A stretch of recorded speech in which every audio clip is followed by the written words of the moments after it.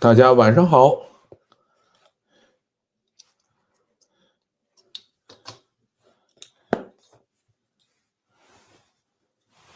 美西在2024年最后1小时给老范点个赞，感谢啊！明天早上来听重播。美股开年要暴跌了，哎呀，不用太担心。讲讲罗胖2025年的跨年演讲。我刚才听了1个多小时吧，没有听完，他一共3个多小时吧。感觉怎么说呢？就是前面几年罗胖的演讲，我实际上都是做了节目的啊。但是今年实在是有点懒得给他做了，因为内容实在是有点水了，实在是这个在这样的一个经济环境下，然后他就属于是要强做出一些强打精神头的事情吧，然后让你觉得很别扭啊，大概就是这样的一个情况。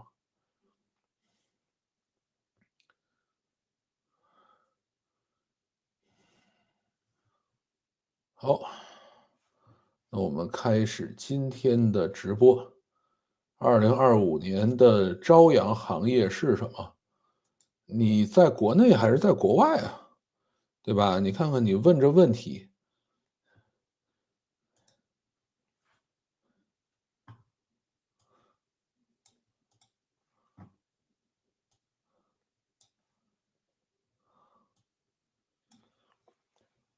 首先，大家新年好啊！我这里是1月1号，然后我估计应该全世界都是1月1号了吧？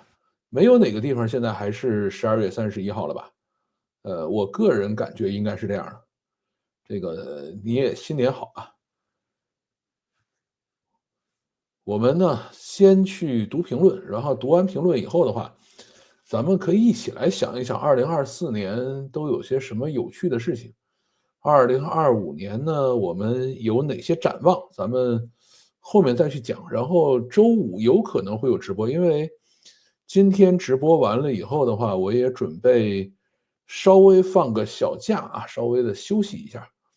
1月份了，因为1月份本身的广告收入就会比较少，所以呢，就未必在1月份会那么继续的去播下去，可能会稍微的休息一下。好，我们先开始读评论。首先在上期读评的时候，有人就说了，说20万的车跟200万的车、2000万的车最高速度可不是指数差距，其实差不多。没有车跟20多万的车才是天差地别啊，这个说的也有道理吧。但是这个里面呢，车的价值是一个很复杂的计算方式了。它里面包括车本身的造价、车的速度、车的各种装修，或者叫装潢吧，以及车的品牌社交价值，还要看是不是有这个红三代在里边去拿这个独家审批权，对吧？这个丰田阿尔法，它就是每台车抽个50万、30万的样子啊，这个也是一个很神奇的事情，导致30万的日本车在中国卖80-90万。再往后啊，说这个说转行是喜欢，最重要有点何不食肉糜。他喜欢不干活还发财，不就是没机会喜欢吗？转行还是要综合考虑。一般你喜欢的事情都不赚钱，喜欢的变成求生，往往就不好玩了。这件事儿呢，在过去是这样的啊，就是在比较可能是20年前啊，应该确实如此。很多人喜欢躺着不干活儿啊，然后呢，也有很多人呢发现，一旦是把喜欢的事情变成工作，就不好玩了啊。我记得原来有个笑话，说有一个做这个驾照登记的官员跑去做结婚登记。然后呢，有这个一对新人过来登记结婚，他就问人家说：“你们领这个证书是为了娱乐呀，还是为了赚钱呀？啊，或者为了这个工作呀，对吧？”这个就是驾照嘛，一般是问这个的啊。但是，结婚呢，你要同样问这个事儿呢，你要放深想，这个就比较讽刺了。对吧？你领了个证到底一边是为了这个有任务啊，传宗接代，另外一边可能是为了娱乐或者为了什么东西，可能也有一边为了赚钱，这就没法说了啊。但是现在这个状态呢，已经发生很多变化，有很多人是可以把这种快乐变成工作，而且在这个过程中依然不失去快乐的。这就是时代的进步吧。即使是那些说我不想上班还想挣钱的人，对吧？他们这些人，我们比如说所羡慕的这些欧洲贵族，生下来就含着金汤匙，你以为他们过得很轻松吗？这个当然他有轻松和愉快的地方，我们难以想象，对吧？但是他也需要受大量的教育，也需要把这个日子过得是让别人至少表面上光鲜亮丽吧。那么这个为什么不能挣钱呢？啊，所以呢，不用总想着说，哎，有些人就是想躺着挣钱。这个躺着的时候，人家可能也是热爱诗歌、热爱戏剧、热爱各种东西，他也可以靠这个玩意儿挣钱。好，继续啊，这个小红书封号126万这条，有人说小红书有病，我新注册用户刚注册登录进去就是封号状态。这个其实有可能什么，就是你的手机号就是一个封号手机号啊，你出去买了个新手机回来，然后呢，这个人家之所以把这手机号卖了，就是因为把号在小红书把号封了，才把手机卖掉。这个是有可能的，因为咱们的手机号都是循环重复使用的。小红书最大的问题是什么呢？就是你封号了以后，你没地儿申诉去啊，这个事儿是很讨厌的。就是中国其实大量的管理机构都是这么干活的啊，就是他处罚你了以后，你没有地方去讲道理，他也不愿意听你讲道理。还有啊，说去年闲鱼也这么玩年底大清理，我注册一个就封一个，照着人家的方法去投诉也没有用。呃，这么说吧，就是闲鱼也好，小红书也好呢，其实都是有一些稍微擦边儿一点儿的东西啊。小红书上面擦边儿的东西其实原来挺多的，后来专门整治过一次。这个我记得原来就是专门在小红书上晒这个酒店啊，说你看这个酒店多棒，但是呢，所有的酒店房间照片上呢，都有一个大美女，对吧？那个，而且这个酒店的价格呢，肯定是很贵，就是比正常酒店的价格可能还要贵个700-800块的啊，这个大家懂的自然都懂。然后呢，这个闲鱼上这种东西也很多啊，比如说卖这个捷安特自行车的，啊，说大学女生卖捷安特自行车800块钱一辆，这个也是大家懂的都懂是干什么的。这种事儿呢，就是在一定范围内，你比如用的人不多啊，玩的人不多的情况下呢，这个小红书也好，这个闲鱼也好呢，其实它是乐见其成，它希望大家来玩这个事儿，因为这个用户量会更多，然后更活跃嘛。但是呢，一旦是超过一定的线了，就会被政府收拾，对吧？而且政府收拾他们是，就是也不会给他任何解释的机会，那是要拔网线的，对吧？所以他们呢，就是每过一段时间就要清理一次，每过一段时间就要清理一次，所以呢，都是如此啊，就是我收拾你，这个与你无关啊，你也不要上来跟我去投诉，我也不要听你这个事儿，大概就是这么一个情况。再往后啊，说小红书站内变现真的是史诗级的差，跟 B 站一样，你看到广告了，心动了都没法买。购物那一块儿，那一个板块一搜，好多都是二手的东西，真的很奇怪。明明流量这么大，怎么就搞成这样？对，小红书的购物体验实在是差啊，这个是真的。呃，今天我其实还试了一下腾讯的那个微信小店的购物体验，也很差。为什么呢？因为这个对于开店的人来说，就是对于卖东西的人来说呢，他们也要去衡量我到底在哪儿去开啊。然后你说我现在有一个新的平台在小红书来开店吧，你整个的基础设施、履约什么这些东西，你都要去搭建。而且呢，在中国卖东西还很麻烦，就是你卖的是真的假的，然后是如何去进行这种售后的这种监督，对吧？都非常麻烦。这个时候好多人就想起来说：“哎呀，你看这个拼多多搞这个仅退款，对吧？”但是你想仅退款这种东西，如果大家卖的东西都很好，都没有什么大毛病的话，他干嘛去搞仅退款呢？对吧？这也是一个面对中国这样的一种这个就是缺乏诚信的商品社会里头不得不采用的一种方式。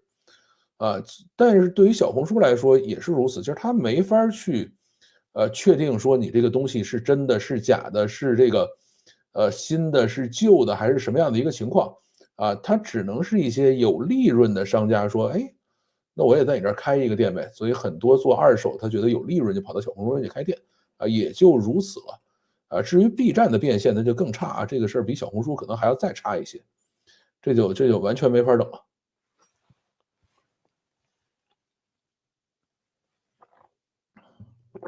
好。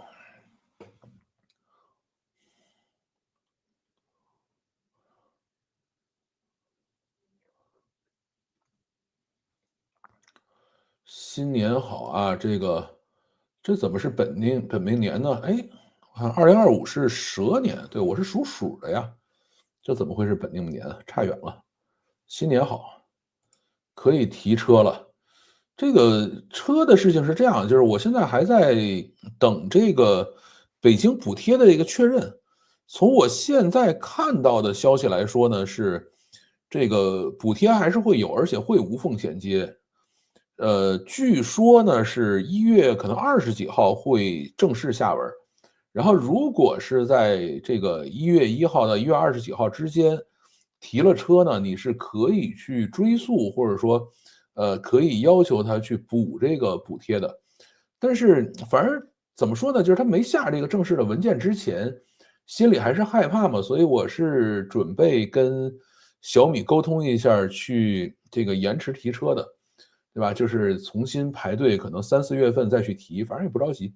现在这个汽油车使的也挺好的，就是如果现在北京市就下了文了，说我们现在就允许大家去买车，然后该补贴的话，那我就开开心心的去提车去了。这1月份我就可以提这辆车是没有问题的。现在就是反正比较麻烦这个事儿。新年好，新年好，不要叫大叔嘛，我很年轻的。这个新年好啊，对。晚上好，新年第一跑7公里，一起加油啊！你真棒。新年好，TSP 是啥？不知道。这个范老兄好，大家好，元旦快乐，新年首赞，对，大家都点赞了没有？赶快去点个赞啊！删帖和删评论最厉害的还是百度贴吧。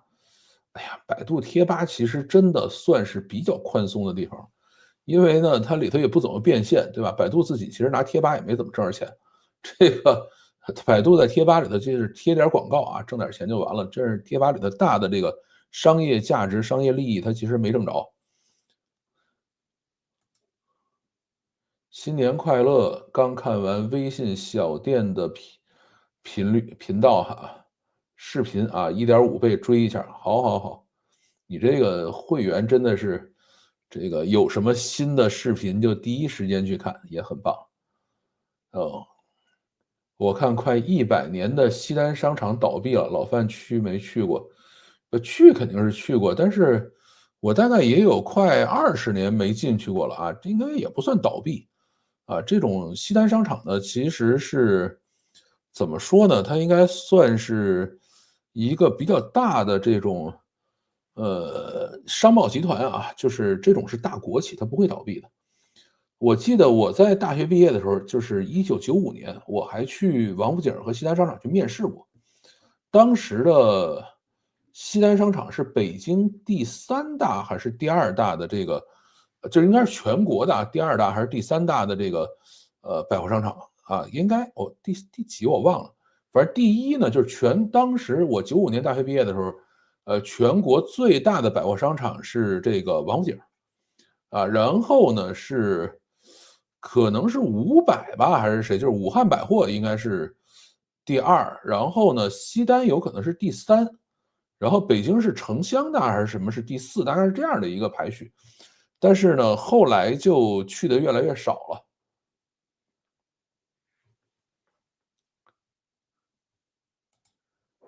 叫什么大叔啊，这个对，可以叫哥。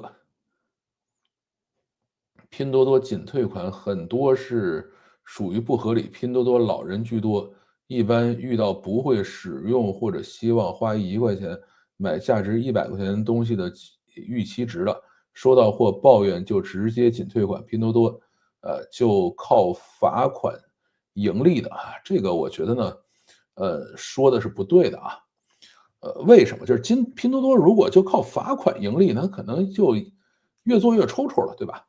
那你肯定是一直要罚到这个，你不愿意再承受了，商家离开了，然后大家都不愿意再接着玩了，它才是靠罚款盈利的。它肯定还是说越做交易量越大，商家越多，那么在这个时候罚款就不能太多。这个仅退款这个东西呢，从来没有说过说它所有的仅退款都合理啊，就是大部分的仅退款应该还是合理的啊，但是呢，肯定是有一部分的仅退款不合理，这个没有什么好说的。这个但是仅退款呢是一种相对来说，对拼多多来说比较低成本的管理方式，让大家呢都在一个相对，可以把质量做的还将就，对吧？货还能凑合卖得出去的一个状态下，让这个生意继续往前走。补贴刚刚到账，得审批20到30个工作日，需要上传原车的登记证和新车的登记证、二手车交易发票、新车发票等等啊，这个看来还是有点费劲。但你这个应该是去年买的车，你到20到30个工作日，是说现在是有一些去年买的车的还在那个，呃，到这个就是什么，就是还是在这个审批过程中，对吧？那么这个看呗，我现在也是稍微有点小纠结。啥时候说说国内就业的情况，身边所见不是财就是卷，啥时候能到个头？这个你看我现在还在这录节目呢，就没有头，对吧？等哪天我说我上班去了，这个有可能会发生变化。你说我现在也不上班，我怎么能去跟你讲就业情况呢？拼多多发出物流途中，只要超过拼多多规定的时间，就是5块钱起步罚款。那是物流的问题啊，但是拼多多的物流好像一般都是那个极兔很多，就是拼多多一般都是使用那个最便宜的物流。呃，但是有很多是这样，就是你买完东西他不着急发货的这种，确实是容易被罚款。大家有没有试试5G 移动路由器？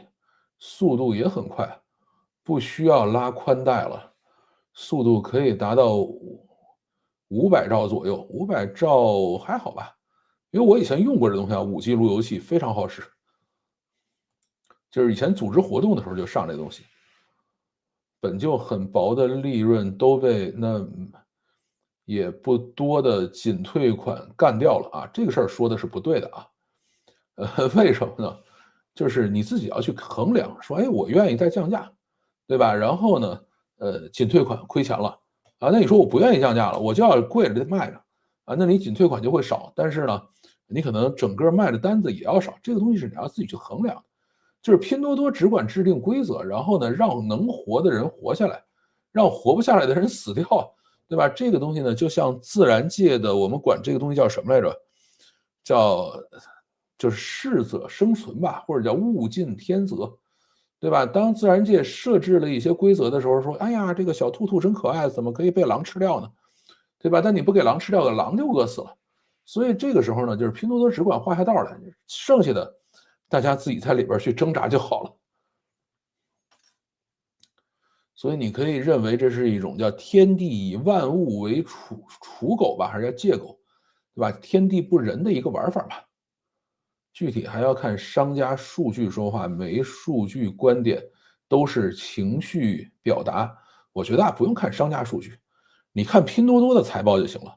如果拼多多自己把自己干废了，那就说明他玩的不转，对吧？如果商家那有的商家做的很好，有的商家做的亏掉了，对吧？总有那个狼吃了兔子嘛，兔子就觉得哎呀好冤，你这个天地不公啊，对吧？狼觉得哎兔子味道还不错，对吧？是罚款商家，不是罚款物流5元一单，直接从商家户口扣。这个商家如果定时发货的话，应该不会出现这种物流延期的情况吧？我觉得我是基本上没有遇到过这个事儿啊。有的时候只有商家不发货的时候，会去投诉啊，那个从商家户口上扣，我觉得没什么毛病。看了很多老范的视频，我还是第一次刚好赶上直播，元旦快乐啊！元旦快乐，元旦快乐！我感觉5G 后新的 WiFi 协议对于延时的改善并不明显，主要感觉还是吞吐量，更多还是要看主干网的质量，这块儿倒没有那么大的感受了。这个新年好，我每年物流罚款2到3万，就是发出快递途中超过了拼多多上的时间。哎，这是怎么回事呢？我不知道拼多多规定的时间是多少啊？这个你如果觉得这事儿不合理，你可以不做嘛。这个你可以换到京东或者换到淘宝，换到这个叫做其他地方去做。然后你每年如果罚了2、3万，你决定继续做下去呢，那肯定他这个制定的政策就还算是在合理范围内。视频、音乐、体育转播平台的自动续费感觉很不合理，监管不力。现在的规定是，只要在扣费前几天短信提醒过了就可以，但是取消方式很隐蔽，扣了以后就不退。比如这个爱奇艺体育，这个这个我要跟你讲一下。像我们以前做这种叫做订阅制的产品呢，就是只要用户订阅了以后，特别是还别说是音乐、视频、体育啊，就是我们做的这种，比如说谷歌上的呀，还有在这个苹果上的这种订阅制的产品，然后只要用户订了以后，然后我们就再也不给用户发任何的提醒、推送、短信，什么都不发。然后呢，这个就希望他忘掉。如果哪天用户把这个软件卸了，对吧？那这事儿就开心了啊！你多少年都接着扣，因为再也没有机会提醒他了嘛。这个，因为你一旦提醒他说，哎，你这还那个付着钱呢，他就有可能退订。所以这个都是这么看的啊。至于说这个退订的这个接口很隐蔽的话，都很隐蔽啊。这个谁把退订的接口给你摆在前头，说每天一上来说您退不退，您退不退，这个不是跟自己过不去吗？新年好啊，大家都新年好。我们继续读评论。XAI 拿了60亿美金投资这一条啊，有人说了 X 的审核内容太开放了，不得不支持，不然这个 LLM 全是左派觉醒模型了。这个也确实如此吧，就是马斯克呢，还是希望 Twitter 上或者叫 X 上有更多的言论自由，甭管你说什么，甭管是不是有人喜欢，大家都可以去说啊，这件事儿还是要支持一下的。而这个 XAI 上面所能提供的这个内容呢，或者说它所生成的内容呢，也会百无禁忌一些吧，稍微需要中和一下，因为剩下的所有做大模型的呢，都是左派啊，需要一个稍微靠右一点，或者是尊重常识的人去做一个模型出来，中和一下。说今年这个川大爷选上，对吧？包括这几天这个广州地铁的那个常识性广告，大家思考的一个问题是什么？就是我们要回归常识，甭管是左了还是右了，还是讲政治了，还是什么其他东西，还是要回归常识。就是你离常识太远了，这个事儿是不对的，对吧？你不能说因为矫枉过正了，因为 LGBTQ 了，因为平权了，或者因为什么事儿，咱们就做很多很多的反常识的事情。现在说全世界在向右转啊，甭管是德国、法国、欧洲，然后还有像美国啊，都在向右转。原因就是很简单，左派呢又太反常识。现在我们还是要回归常识。这几天在这个抖音上不停的在放这个上海滩的歌，就是我刷了一堆的这个上海滩的歌，然后放广州的各种地标建筑，然后因为上海滩那个歌是粤语歌嘛，然后就讲说，你看广州是经常是发生革命的地方，对吧？是最先进的地方，然后他敢去打这个常识性广告啊，现在都在讲这个。继续啊，按流量来判断应用做的最好不是一个可信的判句，这里其实没啥所以的逻辑啊，流量最高的应用就是流量最高的应用。此外，这个字节要制造甚至捏造点流量，不要太容易啊。这个事儿呢，怎么说呢？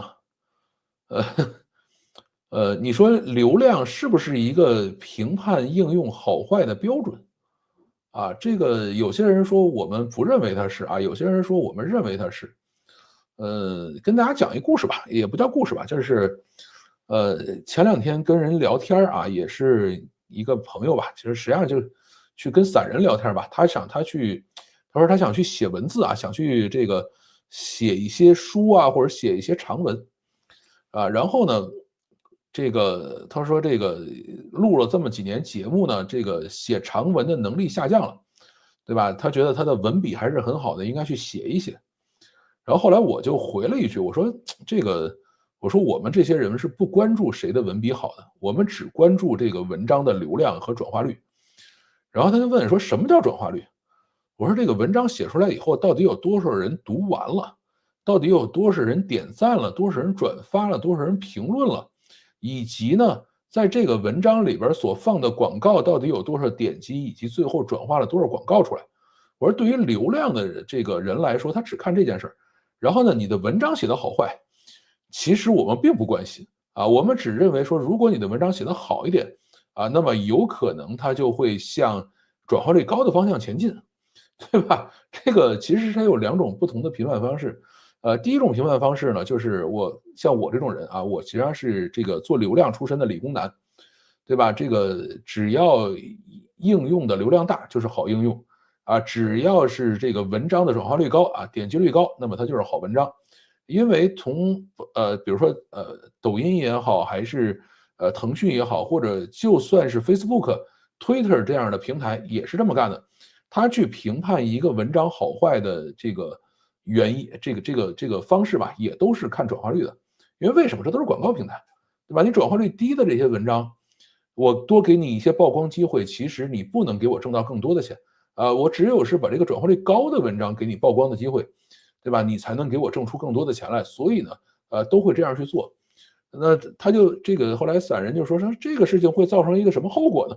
对吧？这个大家都是以转化率来评判文章好坏，对吧？我说很简单，像董宇辉这种天天说排比句的人，就会成为这个顶流啊，大家就很喜欢啊，对吧？这些文人其实很看不上董宇辉这种说排比句的人的，说这个叫这个词藻可能稍微华丽了一点点，对吧？但是这个里头其实是很空洞的啊，而且就是经常这个词语是进行生拉硬套的。会里头有一些硬伤啊，这个他们会有这样的看法。我说没关系啊，这个得屌丝者得天下嘛，对吧？对于互联网来说，你是这个特别厉害的人看的广告，跟特别穷的人看的广告，看1000次都是这么多钱，而且穷人还好忽悠，他可能看完1000次以后，还真的买了几件东西。这个富人看完广告以后，可能未必会去买东西，对吧？他说：“那这个董宇辉这种人的这个叫做什么呢？他的粉丝就应该是这个3环啊，或者是5环以外的这个妇女。”我说：“对啊，我说董宇辉的这个粉丝团叫丈母娘团，对吧？就是这样来的。他反正也没什么脾气。然后呢，从这个叫什么上来说呢，就是以前呢，他是这种叫做，就是他这个评价体系吧，是这种层叠式的评价体系啊，就是在过去。比如说出版社有编辑，他们有自己的喜好，而且这些编辑呢是一层一层筛选出来的，是最厉害的一帮人，对吧？我们还是要承认这件事啊。他们呢会一层一层的去筛选，然后最后把他们认为就是整个符合这样的一个价值体系的这个人啊，一层一层选拔出来，然后他们去选拔这个一层一层的文章或者一层一层的这种应用和服务出来。然后呢，拿出来给整个的社会去看，说这就是正确的方式。而现在呢是互联网时代，互联网时代是一个扁平的，啊，我们不需要编辑，我就可以任何人可以写这个 Twitter，任何人可以去写网文，写完网文以后也不需要编辑来确认你是不是可以出版，大家就去看，看完了以后呢是靠推荐算法的，推荐算法不是一个人坐在这儿说，哎，我感觉文笔很好，还是感觉什么什么啊，它不是这样的。这个推荐算法工作的方式就是我怎么能够把广告更多的变成实际的交易，它只有这一个 KPI，对吧？它就会变成这样的一个方式。所以呢，在互联网时代里头，你说点击率和转化率高的文章是好文章啊，流量大的应用是好应用，我觉得本身并没有什么太大的问题啊。我并不喜欢那种原来靠一层一层编辑来筛选出来的好文章和好应用，对吧？因为这些文章最终肯定会慢慢的脱离群众，就跟中国的古文似的，这个普通的民众听不懂了，对吧？只有最上面的一帮人在这儿，这个孤芳自赏，完全脱离的实际脱离群众的一些人，因为他最后肯定是越拔越高嘛。这个其实是不是我很喜欢的一种方式吧。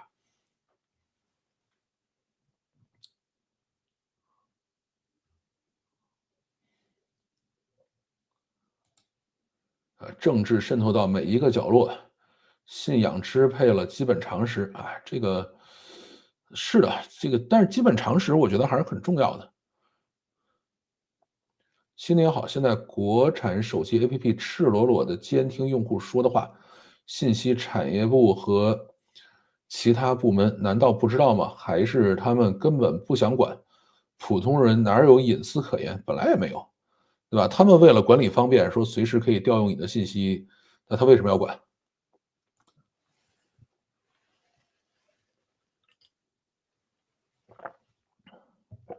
理想汽车也要做大模型，其实现在做大模型的难度并没有那么高啊，因为前面路都已经趟好了。就是你拿这个 Llama 3.3或者更快的，今年我估计会有 Llama 4出来，对吧？扎克伯格已经说了，Llama 4已经在训练了，对吧？那么拿这些模型出来去改它，再去招几个人的话，其实并没有那么费劲啊。理想手里应该也是有一些 GPU 的，因为他自己还有这个叫什么来着？还有这个做自动驾驶的这个训练，所以我觉得他做呗。因为对于这些理想也好，或者什么其他这些公司也好，还是要融资啊，努力去融资。广州地铁广告挺好玩的，因为大品牌停止投放，今年有一段时间只能挂排比句。但是我觉得那三句话还是挺好的。新年好，看了年前理想的访谈了吗？我觉得还是很激进的啊，这个还没看，回头可以去看一看。反正这一段时间可以把各种的跨年访谈看一看，找这个有趣的跟大家去分享一下。不得了啊，老范居然和散人聊天了，估计也得上重点照顾名单。哎呀，这个不至于。赶上了，赶上了啊！老范新年好啊，新年好。抖音会被川普上台之前就禁了吗？就禁了又怎么样呢？他不是也只是要求应用市场下架吗？那就下一天呗，这个不是什么大事儿啊。大家总觉得这个封禁是一个多么恐怖的事情，这个光下架这个事情分多少个层级，对吧？这个事儿不是非黑即白的。像我们这些做 APP 的人，这个下架太正常了，三天两头的被下架，下架完了申诉就完了呗，对吧？Google Play 下架，苹果下架，那至少是分四五个层级的下架啊，这个真不是那么简单的。又迟到了啊，正在倍速追赶，没问题。芯片禁令升级后，小米和 OV 会不会受影响？应该不会，对吧？他们反正老老实实的买高通呗。你好，你好，还是买国行版的 iPhone 手机和三星手机。这个其实怎么说呢？手机其实没必要买国行的啊。就是如果你买苹果的话，完完全全可以去买这个海外的版本啊，这个是没问题的，因为这东西其实不怎么坏。平台也是有编辑审核的，平台喜欢一个博主就可以多给流量啊，不喜欢就可以限流。这个事儿呢，其实不是这样的，就是平台确实有编辑，这个是真的啊。但是平台的编辑的能力其实是比较差的。从就是我最早在盛大的时候，盛大文学的那些编辑，或者我们管它叫小编吧，他们呢其实主要只管一件事叫合规啊，其他事儿他们是不怎么管的。然后呢，他们上面有大编辑啊，就是他们会去管一些方向上的东西，然后呢跟小编沟通完了以后，小编会去跟作者沟通你的方向是什么什么样的。然后至于像字节跳动这种公司呢，他们的也是有挺大的人工团队啊，你管它叫编辑都属于过分了。他们的这个人工团队呢，其实主要搞的也是合规，以及呢各种推荐算法的这个调整。至于说这个有些博主会有更多的流量的，其实是他的账号被推荐系统打了标签了，对吧？他的账号被认为是一个很好的账号，那么他写出来的文章或者他发在小号里的文章所得到的推荐资源就会不一样啊，差异是差异在这儿。除非有一些这种特别大的大家，对吧？你比如说今日头条每天在最上面那几条啊，那都是真正编辑选出来的。今日头条大概5条之外的，就跟编辑没什么关系了。MOE 低成本训练的路被 DeepSeek 走通了，其实也没，就 MOE 很多都是 MOE，你像谷歌的那个什么也是 MOE，然后那个 Grok 也是 MOE，然后那个谁，那个叫Mistral，就是法国那个公司的模型也都是 MOE，就是大家走的都是 MOE 这条路啊。但是呢，DeepSeek 肯定是做了一些尝试和创新吧，但是它的这些尝试和创新呢，我觉得更多的是工程方面的啊，可以让这个数据有一些这个更好的这种循环方式吧，大概也就是如此了。就是它策略上做了一些微调啊，应该是这样的。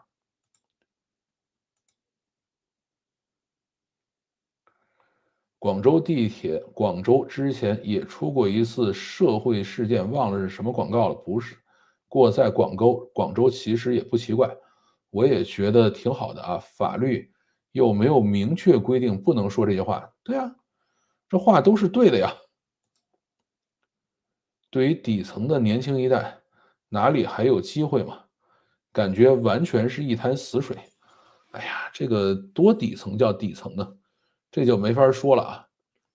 这个如果你说不愿意润，不愿意出去，那这个真的就在这儿好好待着呗，那能怎么办呢？好，我们继续。这个医保集采之后没有原验药这条啊，有人说了，这药还好说，可以自己买，手术的时候麻药不起作用怎么办？据说现在医生手术比杀猪的还害怕，这个这个确实是比较吓人啊，这个而且到那个时候你是没法选的。据说呢，因为我也是看了一些书上说的啊，就是说现在是会出现这种中间醒过来的这个状态，很疼啊，然后呢，在这个时候再去补麻药。好在是什么呢？就是最终醒来的时候，这个病人是不会记得这个地方的，就是你会忘记中间你醒过来这个状态，对吧？他就是中间发现醒了，他给你弄回来。但是麻药呢，最怕的不是你中间醒过来，麻药最怕的是你最后醒不过来，对吧？这个因为做手术是这个分工很明确啊，就是麻醉医生负责决定你能不能上台，然后呢，手术医生负责把麻醉医生摆在台子上的这个病人呢给你拉开。因为我原来做手术的时候就这个当时做颈椎手术嘛，麻醉医生不让我上台，对吧？这个麻醉医生看了我的各种检验指标以后说你不行啊，你不能上去。我的问题是什么呢？我的问题是钾低啊，就是我的那个血液里头的钾含量太低。他说像我这样的人上台有可能下不来，然后那个怎么办呢？就要吃钾，要补钾。后来是用一个什么药，就是一开始还打了几针，然后吃那个钾的那个药片发现补不上去，身体那个钾还是流失的很快。我估计因为是我平时吃甲钴胺还是吃一些含钾的药吃的比较多，所以我的身体就是这个钾的代谢很快，就是如果停药了以后的话，身体里的钾就会含量低。说这个如果上去了这个钾低的话，有可能会这个就直接就回不来了。最后是干嘛呢？最后是上台之前，然后那个吃一种那个药粉，就是用橘子皮做的药粉，橘子皮里是有含大量钾的，然后吃完了以后那个再验血，然后钾就将合格，然后可以上台去做手术，对吧？当时就是这么一个故事。所以这个麻醉医生呢，是对这个整个的手术负有巨大的责任的因为一旦说手术完了，这个人没醒过来，回不来了，对吧？麻醉医生是要负责任的这个，所以麻醉医生会决定说你能不能上台做手术。你这个手术医生说，哎，我觉得行这事儿没用。这个也是跟大家讲一个小故事吧。好，继续。作为医疗行业者，明确的告诉老范，有时候集采的药还不如安慰剂，安慰剂最起码吃不死人。先不说疗效，主要是延误治疗时机。这个时候肯定有人和我杠，说什么一致性咱们不讨论这些专业的问题，我就问你最简单的一个道理：高干病房用的什么药？反正我是只买我能够承受范围内最好的原研药，或者是最贵的仿制药这件事儿呢是这样就是西药这个通过一致性以后的这些西药呢，会好一些吧，总会稍微好一些。然后呢，这种超低价的这个仿制药肯定会更差，就好一点的仿制药肯定还是要贵一些的。然后真正的有害的药其实是那些中成药或者中药制剂那个是对人体有害的，那真的没办法。继续说这个，我给我爸妈是让医生把正确的药告诉我们，然后再买进口原研药。这件事儿呢，其实有些医院会告诉你但是现在越来越多的医院是不愿意告诉你的。为什么呢？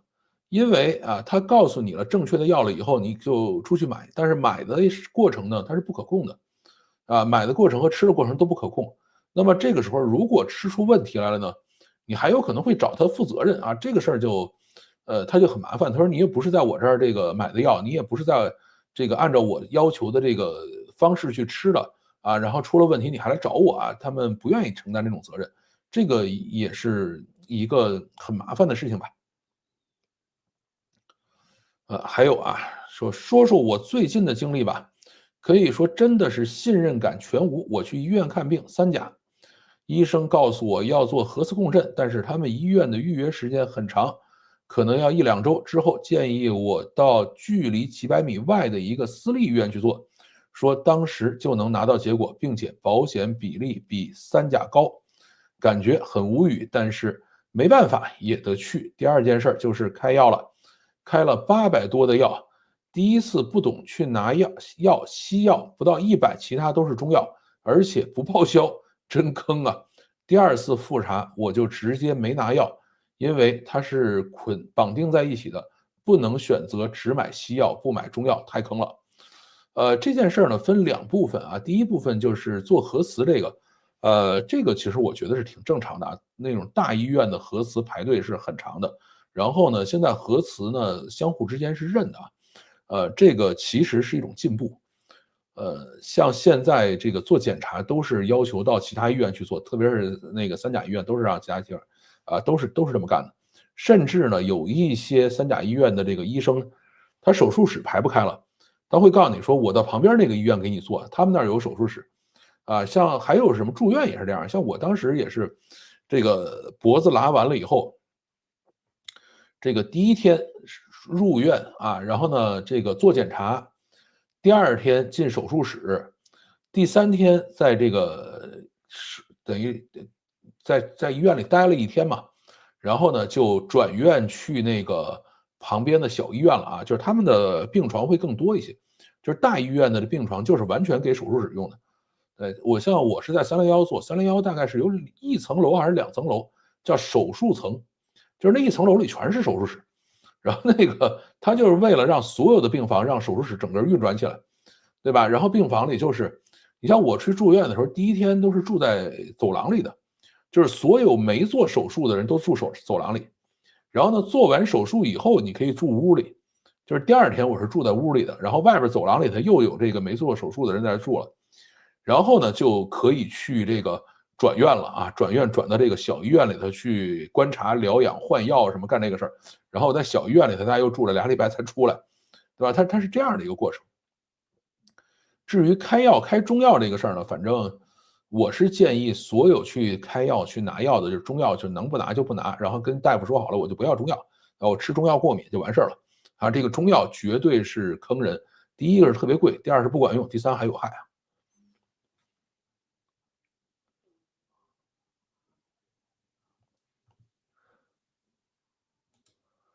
支付宝里的100万医疗保险方案一年只要600多，我40多想买。那个100万医疗其实是没用的啊，这个100万医疗是非常坑人的一个东西。为什么呢？就是，因为你买这个100万医疗，它必须要跟医保一起使用啊，然后你一旦跟医保一起使用的话，就要走那个 DRG，啊，所以你买完了100万医疗以后的话，它根本就没有给你这个花100万的这个机会，因为呢，它不符合 DRG，就是你花钱花上去了以后，医院是要罚钱的，所以100万医疗那个千万不要去买。就是现在你再去买医疗险的，就是买那种纯商业险，然后呢是这个，可以走非医保啊，就是完完全全非医保的那种医院啊，那个才可以去有效的使用。从京东买了一堆高血压药，医院只能开1个月的，折腾一趟很麻烦，京东也很便宜，哎，这个还是真的。这个其实我一直没太想明白，就是我在医院开的这个医保药，然后呢，报销完了走到我个人账户上的钱，比甭管是多少钱吧，然后我如果按照这个就是拿我走个人账户这个钱的这个数据，啊，这个价格直接到京东去买，就可以买到原研药。所以呢，这个就是几分钱的那个价格是医院采购的价格，当然医院卖给我们病人的价格是很贵的，所以这个事儿是挺麻烦的啊。就是医院自己虽然说啊，号称是卖药没有利润，但是，反正我们是不会买到这个几分钱的阿司匹林这个肠溶片的。40多好像是宠物保险，做手术用了，拿药醒过来的时候，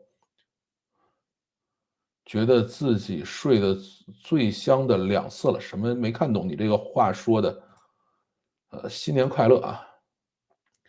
首先要明确一个概念，进集采的药都是通过一致性评价的，哪怕是集采价格很低的也通过一致性评价的，但是一致性评价是静态的，也被戏称为一次性评价啊，那这事儿就比较讨厌了。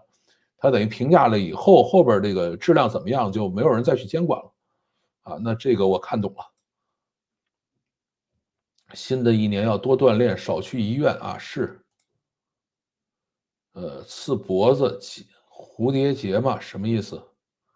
啊，我是做了颈椎手术啊，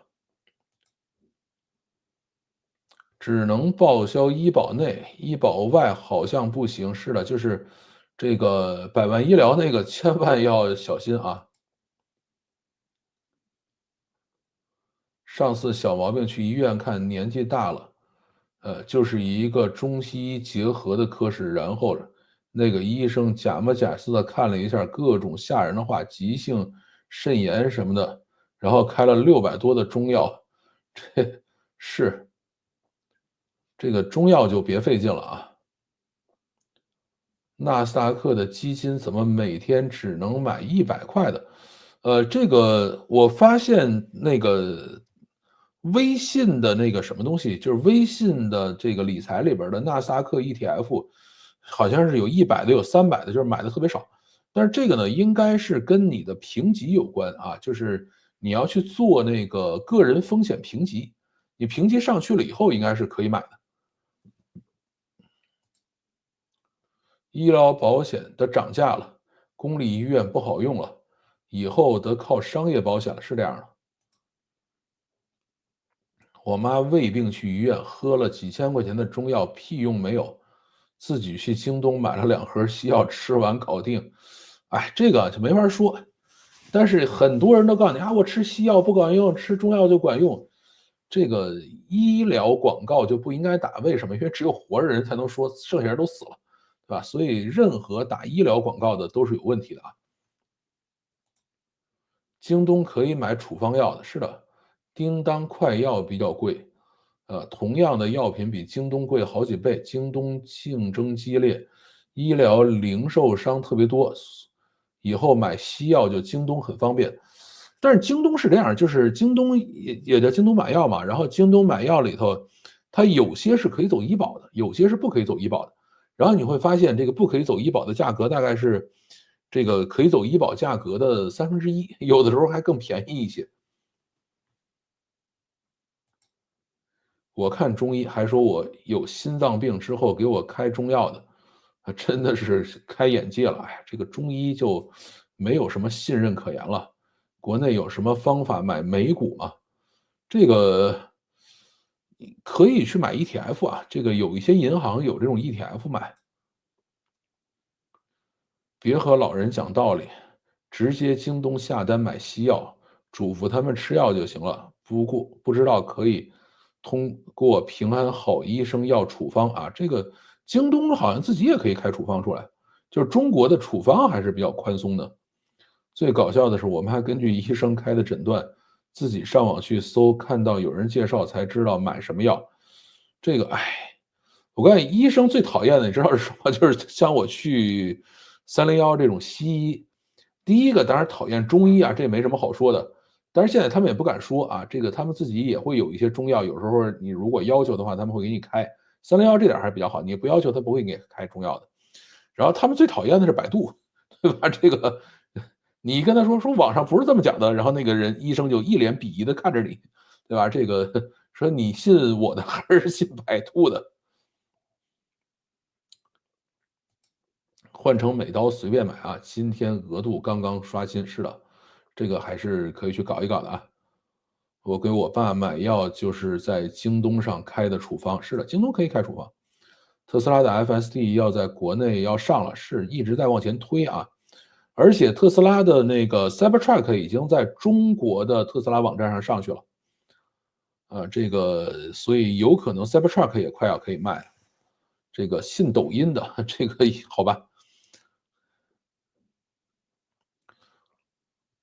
我看到有很多人在这个我的视频下头问啊，说你这数据哪儿来的？这个呢，统一做一个回答啊。我的数据现在基本上有2个来源啊，第一个呢是GPT Search 啊，然后第二个呢是豆包啊，实际上都是通过搜索来去做。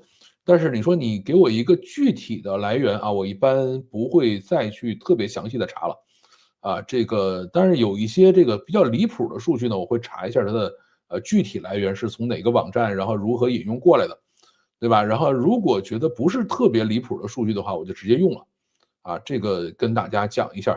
所以呢，这个里头有没有可能出错啊？太有可能了，对吧？我的向来不是以这个节目数据严谨著称的一个人，核心是讲故事、讲道理啊。这个至于数据的话，反正我会在 AI 大模型的帮助下，然后或者叫 AI 搜索引擎的帮助下，尽量帮大家去寻找这个准确的数据。但是呢，这个呃比较重要的数据，我一般会让2个模型或者多个模型同时找，找完了以后呢，去进行比较。如果大家给出的数据是一样的，我就会去使用这个数据。如果差异的话，我会看一下出处啊，大概是这么来做这个事情。然后这个OpenAI 解套之路啊，有人问了，一个赔钱的公司不担心交税，为什么要套非盈利组织的壳？除了税收减免，还有什么优待啊？这个其实主要要的不是优待，这个非盈利组织呢，是为了避免被资本控制，因为你如果是一个正常的公司的话，一旦有人投资你，对吧？这些人就会进入董事会，会进入你的股东会，他会去限制你的发展方向，而且你做任何事情要向他们交代。然后你如果是一个非盈利组织的话，微软给了他这么多钱，对吧？微软给了 OpenAI 这么多钱，微软是不能够在这个最上层的管理机构里去上人的啊。所以它最上面这个非盈利组织里的董事会的董事是没有微软的人的，对吧？然后呢，这个他做的各种决定，微软也没有什么权利去反对。就是去年11月份直接把山姆奥特曼咔干掉了，在微软是没有能力去做任何的反对的，它是这样的一种工作方式啊，不是为了担心交税的事儿啊。再往后啊，说赶紧让他们盈利吧，手握全球最先进的 AI，又不以赚钱为目的的公司，想想就后背发凉。啊，这个是真的啊。但是呢另外一方面就是这种，呃，美国的这种全球顶尖公司，其实一开始都不怎么盈利。啊，他们好多都是上市很长时间以后才开始盈利的。这些公司呢，一般是只要社会对他们有足够的信心，然后就有人愿意借钱给他们，他们就可以继续往前走。啊，一旦说这个信心不够了，他们就要尝试去盈利，因为已经没法再去融资了嘛。啊，那么尝试盈利，然后再慢慢的把这个融资的窟窿补上。包括谷歌和 Facebook 实际上都是这样起步的。Facebook 应该盈利比较早，谷歌一开始都是，是亏钱的啊，亏了很多钱。然后特斯拉什么的，一开始亏了十几年的钱啊，这个是很正常的。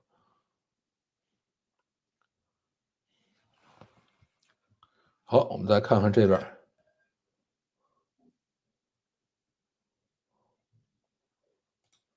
最近看了一个比较离谱的数据啊，说中国内地的工资收入不到 GDP，占 GDP 不到10%啊，这个待会儿再讲吧。我记得我好像引用了这个评论了，待会儿来讲这事儿。不走医保，国内的网上买药还是很便宜的。是的，以后都给自己看病买药了。前几天眼睛流泪，看了小红书知道眼睛发炎了，买了一瓶儿滴眼液好了。但这个事儿就很危险，你出了问题以后没人负责任，对吧？特斯拉还是小米从在纠结，什么叫从在纠结啊？我觉得现在 AI 最大的问题是盈利方向和模式，是这样的。呃，这个东西反正从 OpenAI 这块儿还没有想清楚要怎么去盈利。现在卖铲子的黄皮衣最赚钱，是的，它是最赚钱。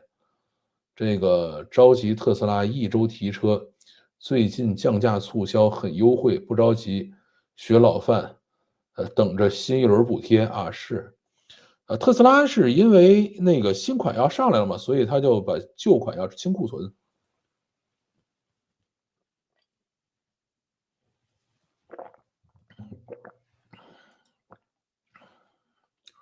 去医院我都提前说不开中药，医生会劝说中药效果好。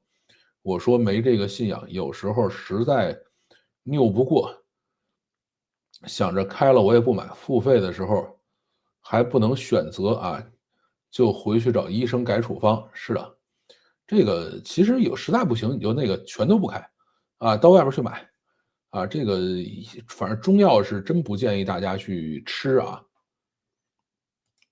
科技公司烧钱烧出一个新市场，啊，都很正常。但是怎么说呢？就是一般这些公司上市的时候还是会有一些收入和盈利，而且能看出来未来是能盈利的。像这个 OpenAI 这种属于看着未来都不像能盈利的样子，这个就比较吓人了啊。什么只有8%，这没看懂啊。这个我看到20%多的，有10几的，有9点几的啊，这个是待会儿我们来讲这事儿。告诉医生中药过敏啊，是我觉得也就是这样，中药过敏就完了。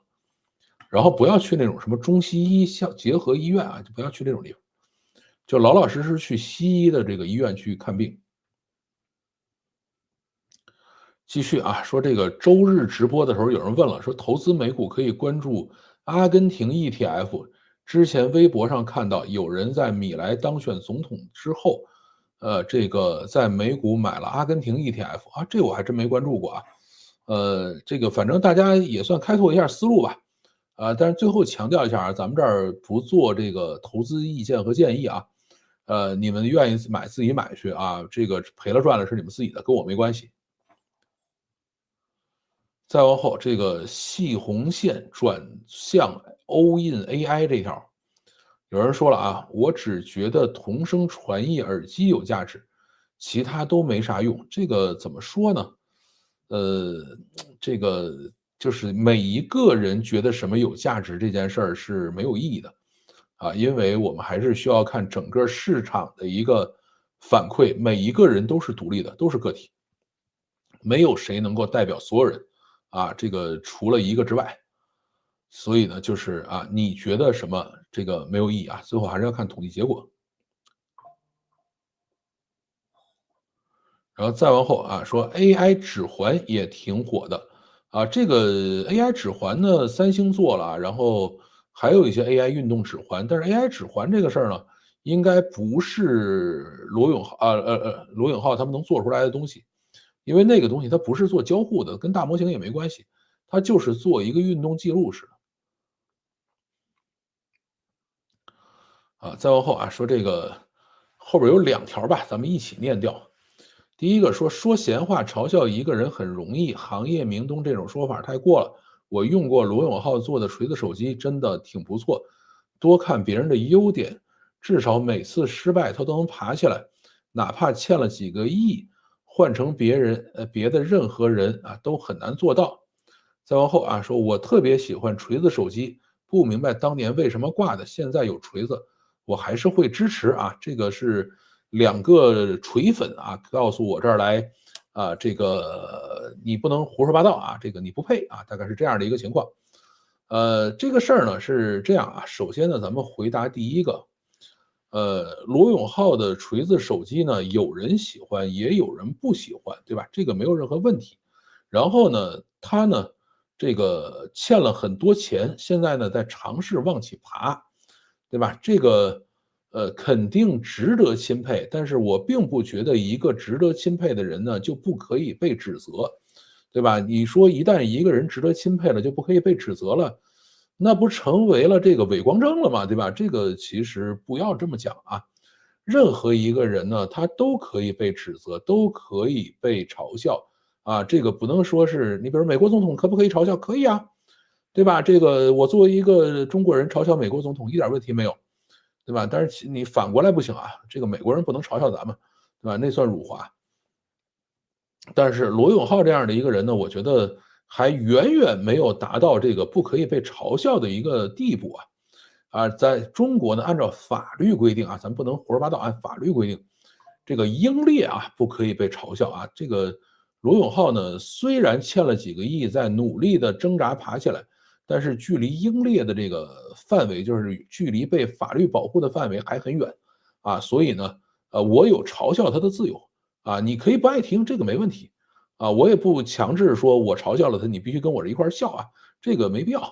但是呢，我嘲笑他也不违法这个要跟大家讲清楚。然后另外一个呢，这个锤子手机当年怎么挂的这个事儿也很简单其实依然是行业明灯的这套玩法，就是他在一个竞争异常残酷与激烈的时候加入进去，而且在这个时候呢，他自己手里边所储备的技术、所储备的人才、所储备的资金实际上都不够，他是没有这个做好准备去跟人家打这种持久战的。那么在这样的情况下，就必然会挂掉也就如此了。你就是相当于什么呢？就是这个地方有一个用钢铁打造的这种，比如说粉碎机，然后这个时候你拿了一个木头的锤子，说，哎，我也想进去试一试，那只能粉身碎骨，这个没什么好说的。所以呢，作为这种叫做行业明灯来说，就是为什么管它叫行业明灯你说里头有没有玩笑的部分？有但是呢，原因是什么？这个是我们真正需要去分析的原因是他每一次都在这种相对比较靠后的阶段让别人已经验证过了以后他才进去，然后呢，导致这个行业没有办法继续的蓬勃的发展，并不是说因为罗永浩去了就怎么样，而是他可能去了以后就是惦记拿最后一件了那么他就击鼓传花，传他手里掉了，也就这样了。那天跟人讨论一个问题，就是讨论罗永浩的问题呢。其实还有一点可以跟大家去讲一下是什么？就是罗永浩这个人他不是个技术出身，对吧？他不懂技术，所以呢，甭管是做手机、做 AR、做 VR、做这个人工智能，他呢面临了一个巨大的问题是什么？就是他有很多想法，但是呢，他必须要靠技术团队去干活那么技术团队跟他之间其实是没有信任的。对吧？他当时还做直播的时候还讲，他说你知道吗？那些技术大爷，这个脾气可大了，你得哄着啊，然后动不动就撅你，然后那个因为为什么他不懂嘛，那么这帮人就会想办法糊弄他。这个你越是不懂的人，我就越是这个糊弄你，而且要越装的这个特别有脾气，对吧？他说那弄得没脾气，他也最后哄着这帮人干活那你说他哄人干活的时候，他心里能好受？他心里也不好受，所以他们相互之间都没有信任。在这种情况下，他想把这个产品做好，对吧？想在这种非常激烈的竞争下能够继续坚持的做下去，这是不可能的。所以这就是行业明灯的一个来头。他当时做锤子手机的时候，他面试的几个团队是以前我的老同事，对吧？然后我了解他们内部的一些运作方式吧。好，我们继续。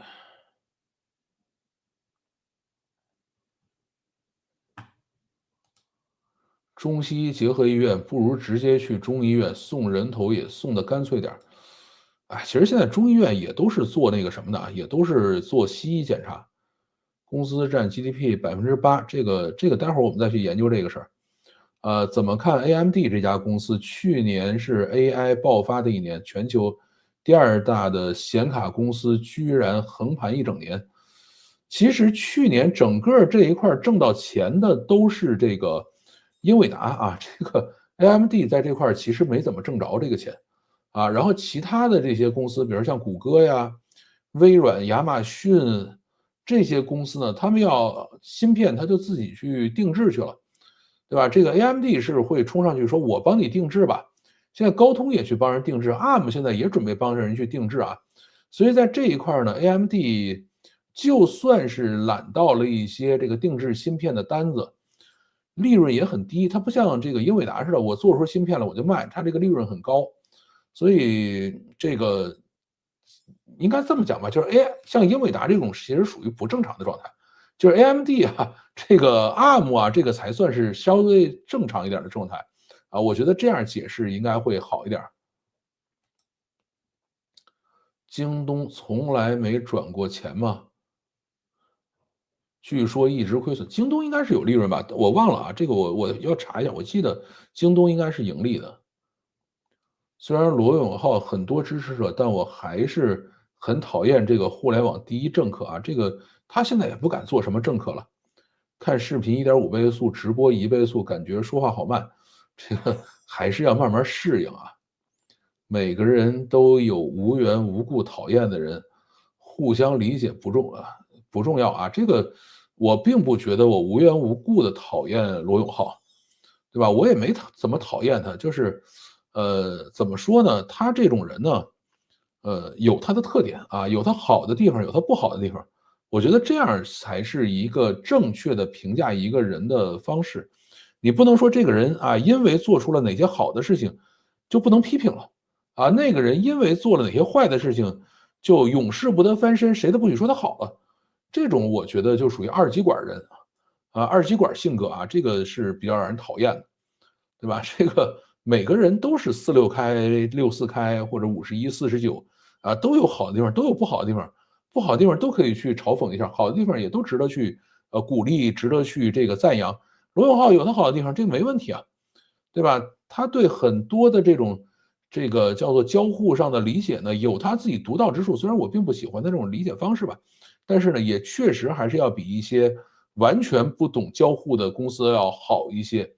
对吧？这个需要比较嘛，啊，我并不是说啊罗永浩永远都不好啊，我一直都很讨厌他，我从来没有讲过这话，对吧？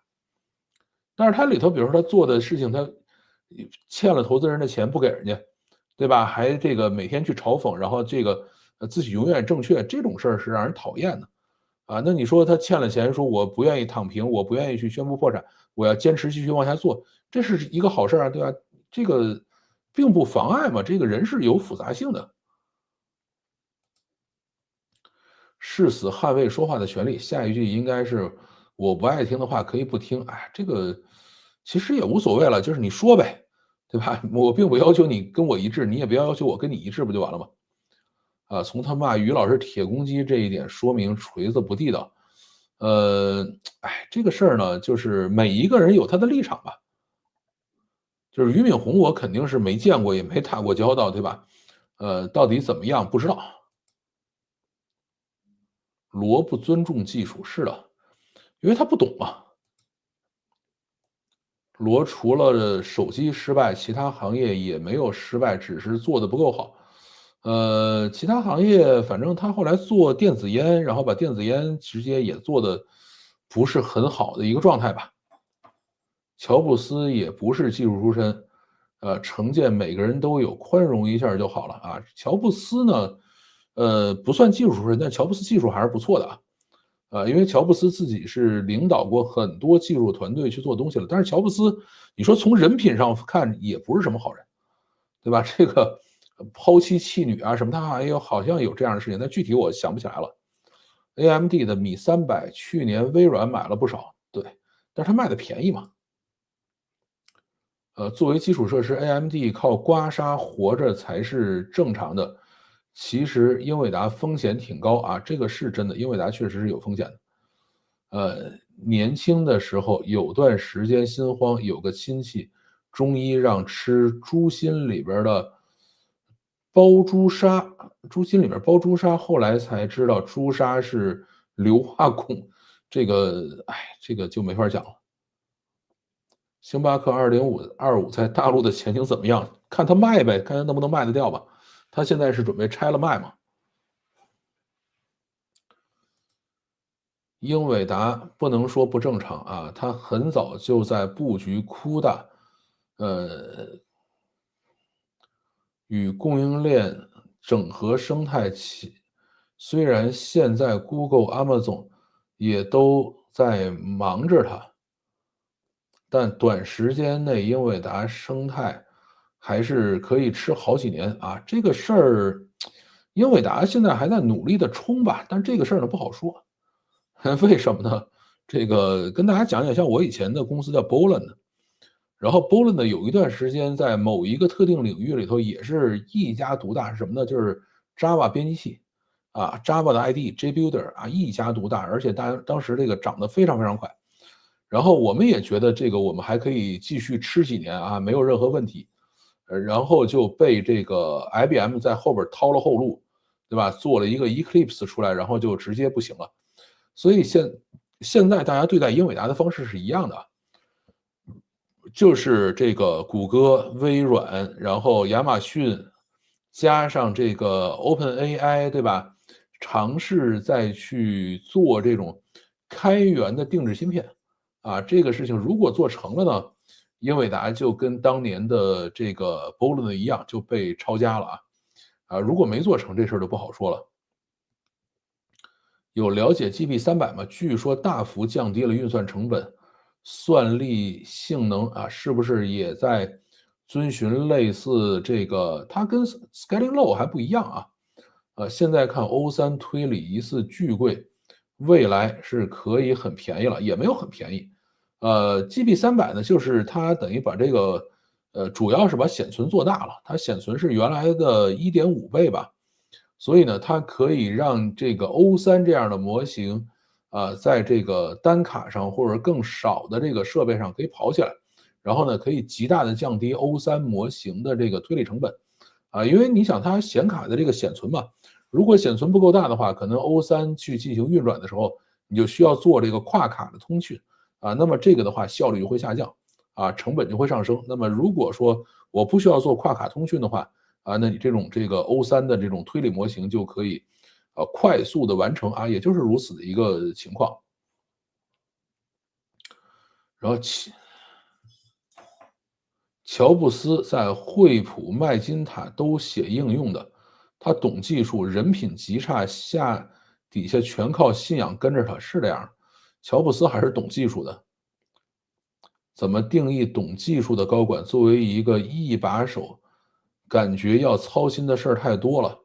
哪怕是技术出身，能做到持续对最新、最重要的技术理解到位吗？这个事儿呢，其实还是可以去讨论一下的啊。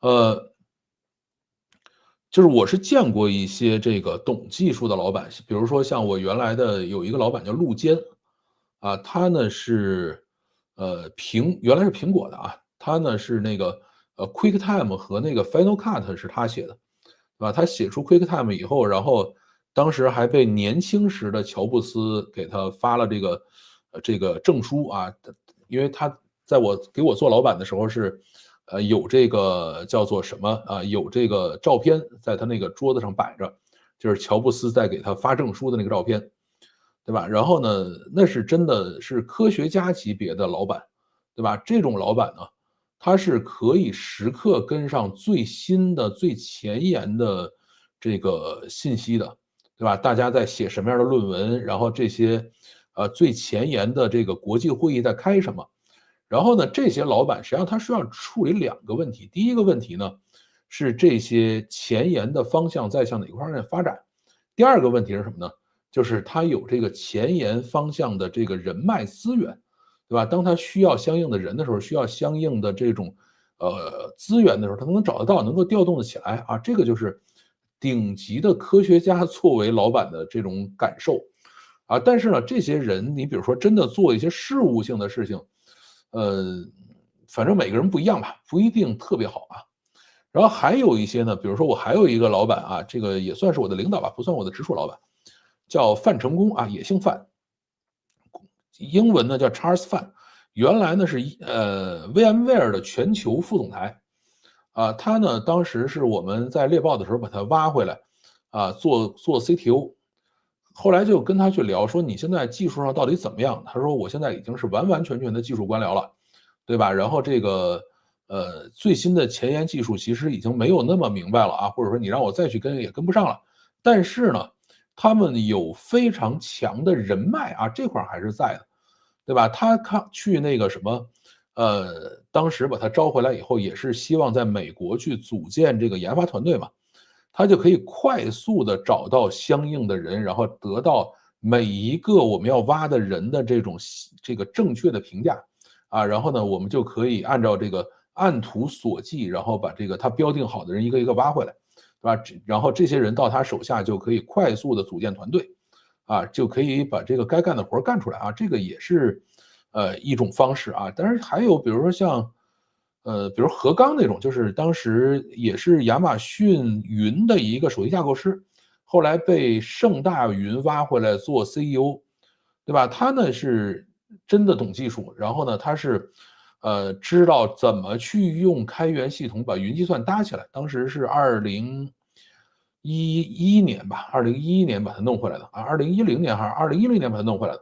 然后呢，就快速的找到相应的人才，然后把人员聚集在一起，然后整个的这个系统都很了解，然后就快速的把它搭起来，就让盛大云可以上线，啊，这种人也有。这个其实你就想，两弹一星的时候，把这个那么多美国的这个华人科学家弄回来，他就是我已经走过一遍了，大概的路是怎么回事我知道，然后我还知道上哪儿去挖人。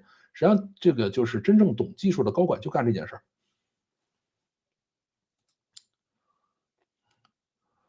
感觉不给批评的二极管在墙内被国产的厂商驯化时间长了，国外品牌做不好就可以骂国产的问题，骂了就是律师函啊，这个是乔布斯抛弃孕妻，拒绝承认女儿，20年不闻不问，不给员工期权，而另外一位创始人，沃兹尼克把大量的期权分给了很多员工。好人不一定是好的 CEO。这个沃兹尼克80年代就离开苹果了，现在只是一个几千万身家的富豪，因为其给其他员工分了大量期权，还捐了很多给慈善。乔布斯对慈善不感兴趣。这个里头是这样啊，就是 CEO 这件事儿呢，到底好不好，你要看谁看啊，或者是站在哪个立场上来看这件事情。从投资人的角度上来看，什么叫好 CEO？啊，我们这样来评定的啊，这个每一个人都是商人啊，你要去卖好产品，而 CEO 呢，他唯一的产品就是这家公司。如果一个 CEO 可以让公司的价值上升，可以让公司卖出一个好价钱，这就是一个好 CEO。至于对员工怎么样，对社会怎么样，对其他人怎么样，跟投资跟资本是无关的，对吧？我觉得这样去评价就是首先我们要有一个正确的评价体系。其实我觉得是专人专事儿的问题啊，懂技术，我理解的是知道工程难度，尊重工程师的工作。这件事儿我并不这么想啊，这个怎么说呢？在中国其实有一个很神奇的这种现象吧，就是你去跟别人沟通买东西的时候呢，或者要去做交易的时候，这个对方呢会察言观色，先看看你懂不懂。啊，如果发现你不懂呢，那就是这个老天赐福啊，如果我不拿着的话，反而会受到天谴的，对吧？我一定要坑死你。啊，这个是在中国的一个情况。然后我也问过其他人，我说在日本啊，在其他国家是不是也这样？他们说呢，这种情况也存在，但没有这么严重。而在中国这个现象是非常非常严重的，就是你去买任何东西，做任何交易，都是首先进行试探，说，哎，到底懂还是不懂呢？你是圈儿里人不是？如果你是圈儿里人呢，咱们就别废话，把事儿干了。如果你不是圈儿里人的话，我们来看看怎么进行利益最大化，对吧？都是这样。所以呢，这个不是说大家就都很单纯的技术人员啊，这个市场人员、设计人员，大家坐在一起就把事儿干了，不是这样。每一个人都上来去试探一下对方懂不懂，然后像老罗这种又不懂，那么他们就只能进行各种博弈。这个我之前遇到一个老板就喜欢把 APP 当 PPT 改，每天都要求改 APP 的里面某一个功能标题，还埋怨为什么改那么久，他就不懂技术。哎，这个我倒不这么觉得。这个怎么说呢？就是像我们以前经常改这种东西啊，就是 APP 里头去改标题啊，改什么各种东西是常干的。而且这种修改呢，是基本上不会上版本的啊，就是直接就改掉了。呃，因为像原来我们就是当时做 CleanMaster 的时候是一年150个版本，所以这个东西就迭代的非常快。你改标题没毛病啊，但前提是什么呢？就是你要有一个正确的数据评估体系。比如说啊，我现在改了标题了，改完标题以后呢，发现我这个标题的点击率上升了、下降了，还是发生了一些什么变化，对吧？那么这种呢，其实是这个有道理的。如果你说我改了半天标题，或者做了以后呢，只是我自己觉得开心了，这个就扯淡了。这个原来我觉得我们做一年150个版本就已经很夸张了啊。但是我最近因为加入到剪映的一个这个测试组里边就是算他们的这个测试用户嘛，经常是2个小时更新一次3个小时更新一次，真恐怖这个。人不少，哎，有300人了，大主播了，哎，这个不算多，就是我们的最高记录大概是600人。游戏公司工程师不重要，能干就行，对技术难度要求不高啊，这个真的不是这么讲的。游戏公司呢分很多工程师啊，有些是专门负责这个，叫做引擎的啊，有些是负责优化的，这些是要求很高的。然后至于服务端工程师呢，要求其实也是比较高的。然后正常的话是有很多做这个正常的这个功能流程这块的工程师，其实螺丝钉就好了，能把问题解决掉就好了啊。然后像我们以前做手游公司的时候，做优化、做那个兼容性、做什么这块的工程师要求其实是非常高的。几年后 AI 工具替代程序啊，替代不了，千万别这么想，这个不是那么容易的啊。黄峥是怎么从一个科学家出身成为一个强运营的创业者的？就是黄峥其实他算是一个数据和人性上理解比较透的一个人啊。就是并不是所有的这个科学家都不同世故啊。AI 能不能实现长生不老技术，这个看你怎么评价这件事儿。剪映不会把 CI 发群里了吧？1、2个小时一个版本啊，它是这样的，就是，它有这个叫做什么呢？就是测试群啊，就是像我们比如说加入到测试群里以后，他就把我们的这个用户的这个信息啊，就是我登录的这个信息记进去，所以它每一次有新的这个测试版本就会发出来给我们用，对吧？用了有不好的地方，我们就在群里骂就好了。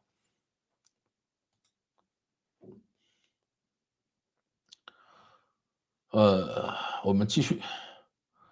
这个小米超级小爱演示翻车这一期啊，有人说了，纠正一下啊，演示的时候王腾已经下去了，另外那个是徐杰云，算是雷总的助理啊，好吧，我也觉得他不像王腾啊，王腾应该比他帅一点点，要瘦一些啊。这个是之所以上头写的是王腾呢，也是被豆包和这个 ChatGPT 给误导了啊，上面写的是王腾啊，所以我就直接按王腾写了。啊，这个现在看看确实不是王腾啊，就是做演示的时候已经不是他了。好，继续，这个主力手机用苹果，备用机用小米，主要是家里都是小米的东西，特别是路由器，用小米手机可以直接登录啊，没有小米，只能用 IP 或者是米 WiFi 登录啊，各种设备都不方便。其实像我家里头是苹果手机里头装那个米家的 APP，也都可以登录所有的设备，没有什么不方便的。小米手机我们家里现在是一个都没有了啊，并不是觉得一定要去买一个这个东西。好，继续。北京、上海消费寒冬来袭，啊，这个有人讲了啊，说我自己的感受，工资其实和以前一样，主要是物价涨了，特别是我在中关村这边儿明显感觉吃饭贵了很多，特别是经常在外面吃饭，感觉特别明显，五险一金也明显贵了，特别是全年最后一个月扣的特别狠，还有就是各种费用明显贵了，特别是前段时间孩子得了支原体肺炎，住院2周啊，花了2万多啊，这个有点太夸张了吧？医疗费用明显比前几年贵了很多很多。是这样的啊，就是关于民生相关的很多东西都开始在涨价，啊，这个也没办法，因为大家的运营成本都在上升嘛。这个确实是现在一个状态，然后大家也即使是上班的啊，也都不太敢出去消费了。这个继续啊，我感觉我需要的东西现在都水涨船高，不需要的东西都在拼命促进消费。这个呢，我觉得不能这么讲啊。为什么呢？就是这个是跟人的这种个人感受有关的，就是你需要的东西，你买了它变贵了，对吧？你会觉得痛苦，就人会把痛苦记得比较清楚。然后至于你不需要的东西呢，你其实压根儿就没有比较过价格，这东西到底贵了还是便宜了，其实你不知道，对吧？然后他们每天去促销，就跟我们经常讲这样一个故事，说，哎，说我怎么这个不想找东西的时候，这东西天天在眼巴前晃吧啊，然后一想找东西它就不见了，对吧？这个其实是一种人的主观感受啊，啊，这不是说你关注的东西就变贵了，不关注的东西在那儿促销。还有啊，提高工资标准没有用啊，只能给社保涨价找借口。这个老百姓要是不是要的不是工资标准，而是工作岗位，这个是真的啊。只要工资标准涨了，社保一定会涨。我估计2025年，哎，我忘了是每年几月份涨社保了。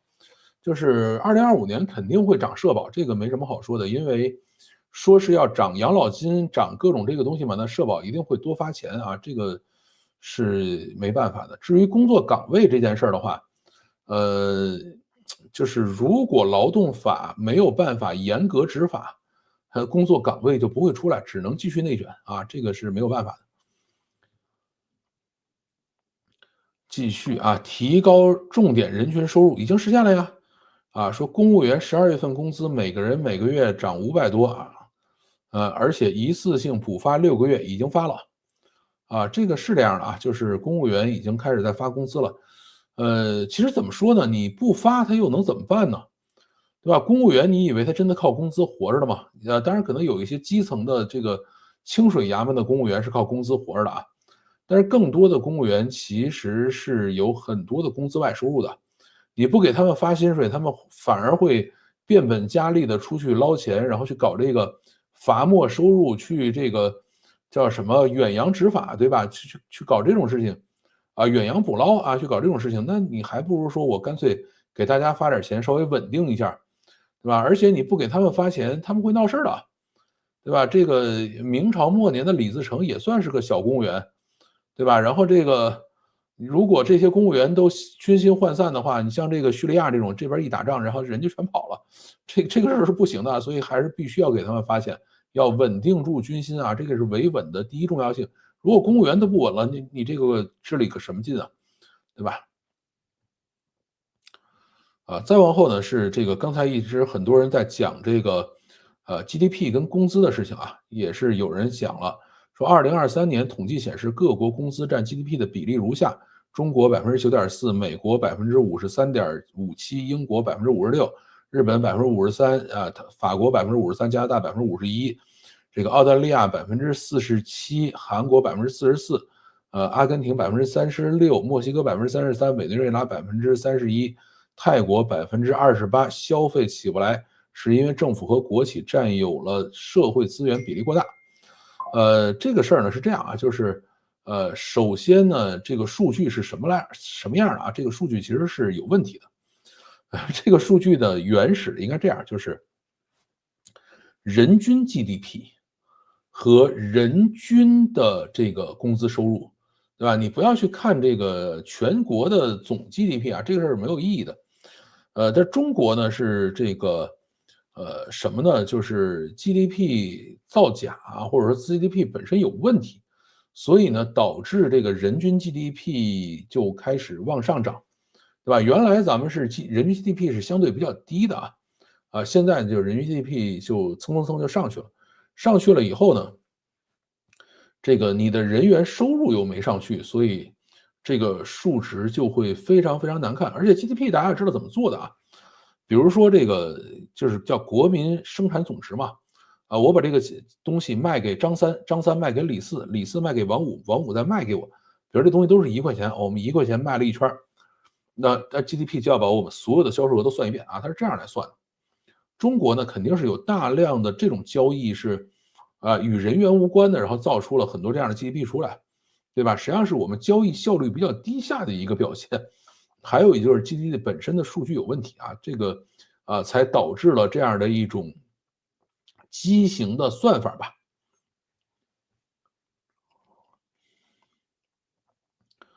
再往后啊，说新年快乐，2023到2025年国内房产债务的这个偿债高峰，今年是高峰的一年啊，这个法拍房灰犀牛蠢蠢欲动，今年应该会风云激荡，大家都坐稳扶好，祝大家平安健康快乐。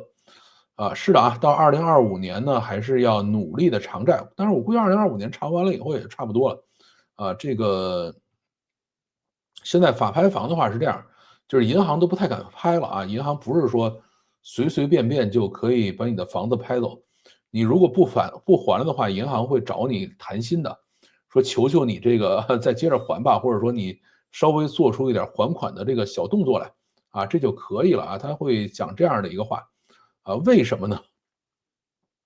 因为他把房收走了以后卖不掉卖完了以后呢，他还要负责去这个就是执行，真的要去清退，这个成本很高，对吧？因为中国法院向来是管杀不管埋嘛，就是我判完了以后是没有人执行的，对吧？经常是一个很大的法院，执行庭就一个人，就是各种判完了以后压根儿就执行不了。那你现在整一大堆房子卖，你又卖不掉，卖完了以后，这个人还是一个欠债的人，对吧？然后呢，就算卖掉了以后，你还是要去清房，所以他们压根儿现在就不退这个房，就是能不给你去折腾这事儿就不给你折腾啊。他现在搞这样的一个事情。好网上的评论都读完了，我看看这边还有什么。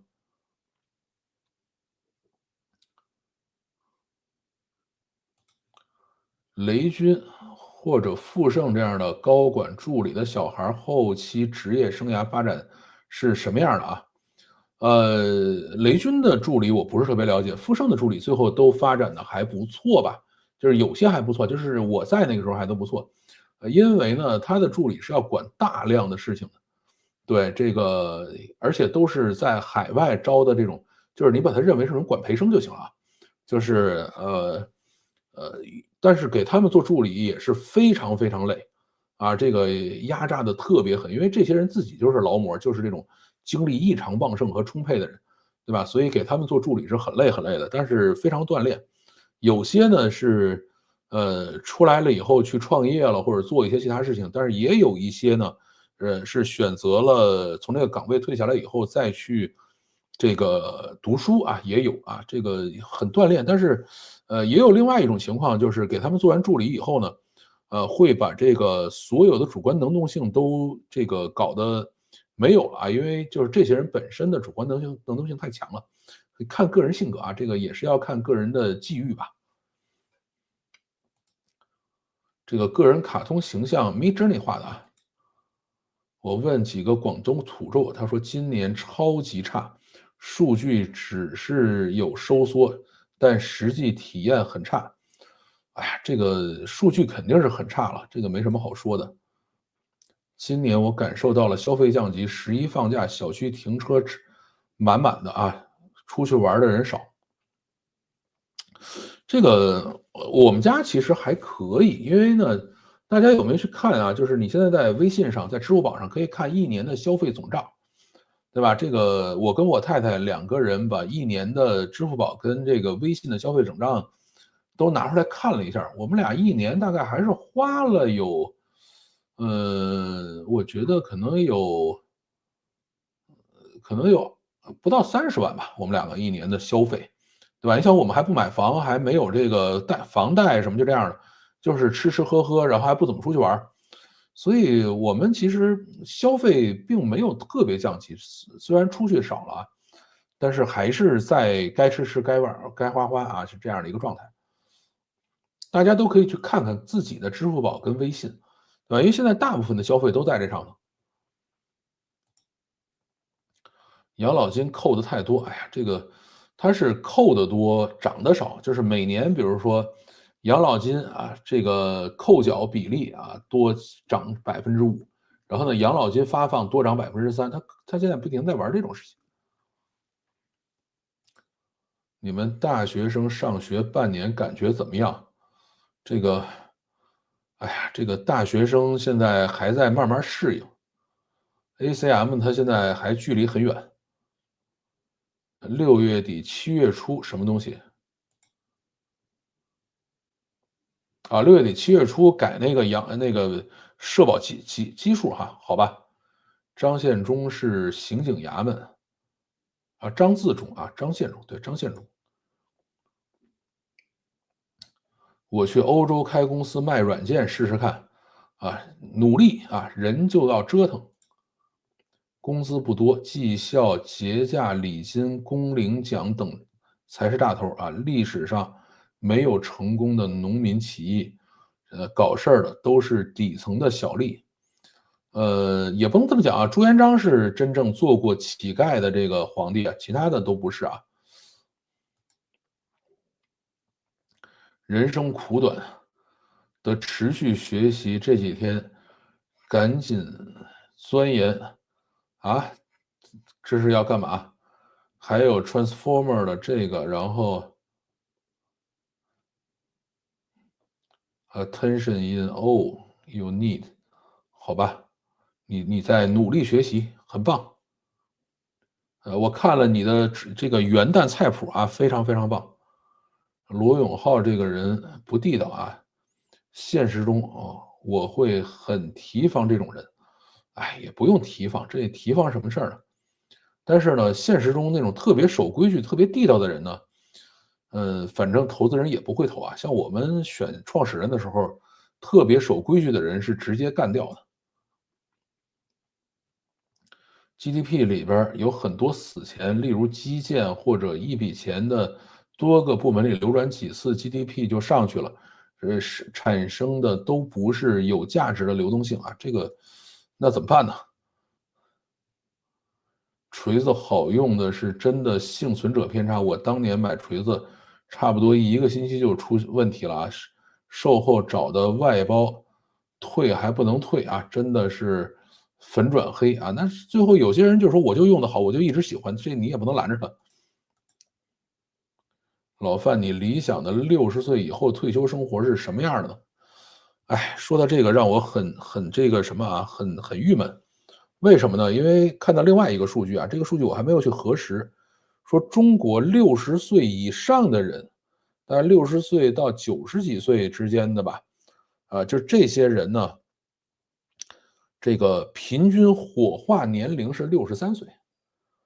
就是你把60岁死亡的人61岁死亡的人62岁死亡的人，然后一直到可能100岁多少岁死亡的人算一个平均数这个死亡的年龄就是在火葬场死亡的年龄是63岁。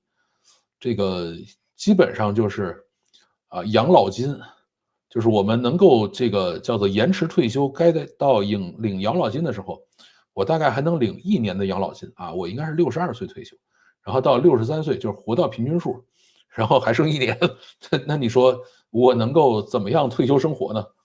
对吧？所以对于我来说，如果没有大的变化的话，可能就这么一直讲故事讲下去呗，一直讲到60多岁，然后我也不觉得到某一天我就要决定说不再讲这个故事了，我要停下来。我觉得只要身体允许，然后脑子也允许，还有人听的话就接着讲呗，一直讲到哪天这个实在是讲不动了，对吧？再说呗，到那个时候再说。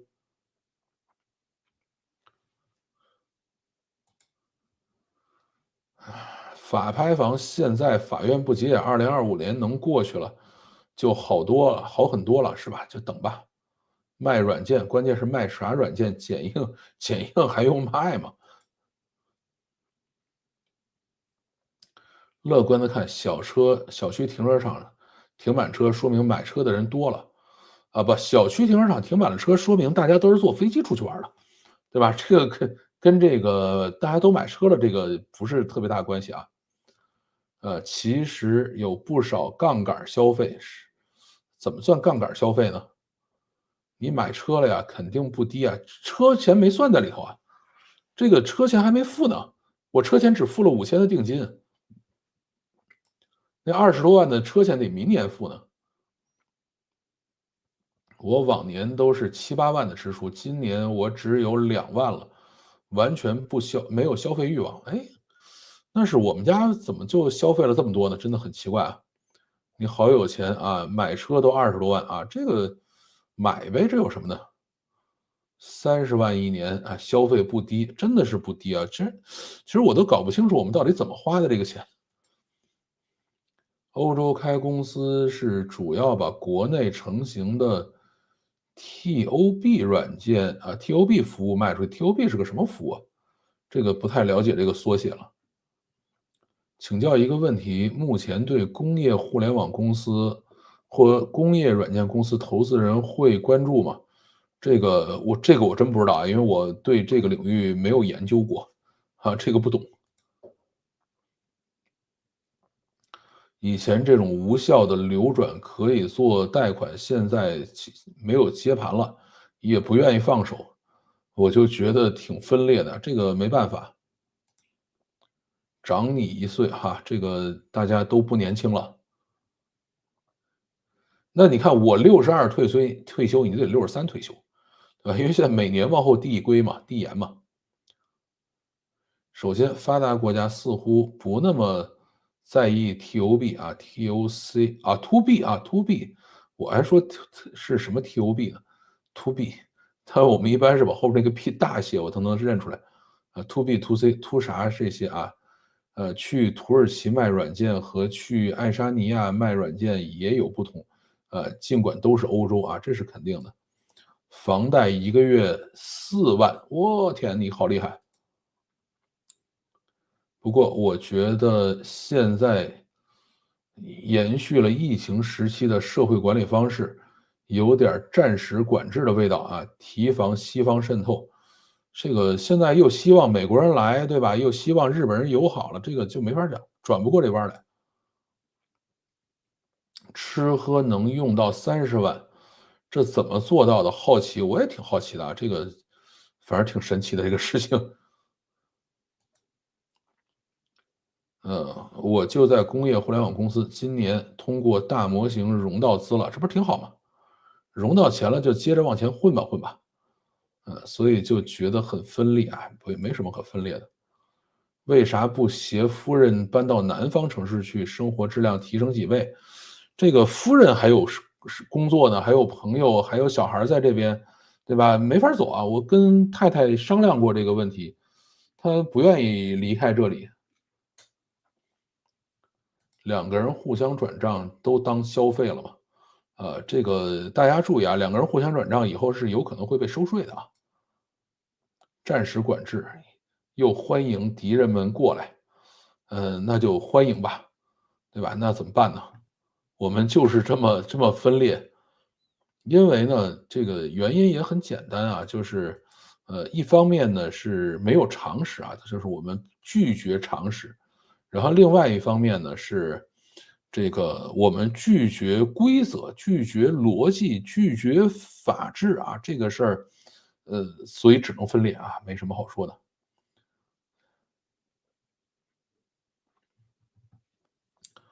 好啊，这个今天也不少时间了，这个差不多到这里吧。然后礼拜五如果有空的话，就继续跟大家直播啊，然后呢，去跟大家做这个24年总结跟25年的展望吧，因为这个总还是要做一下的，对吧？老范将来可以回老家常州养老啊，中国的佛罗里达。常州我就没去过，对吧？我是想去，然后，哎，其实可以跟太太商量一下，去常州玩2天去。好，那么我们今天先到这里，感谢大家收听，新年快乐！1月1号元旦在这儿听我直播啊，非常非常感谢，感谢大家的陪伴，再见。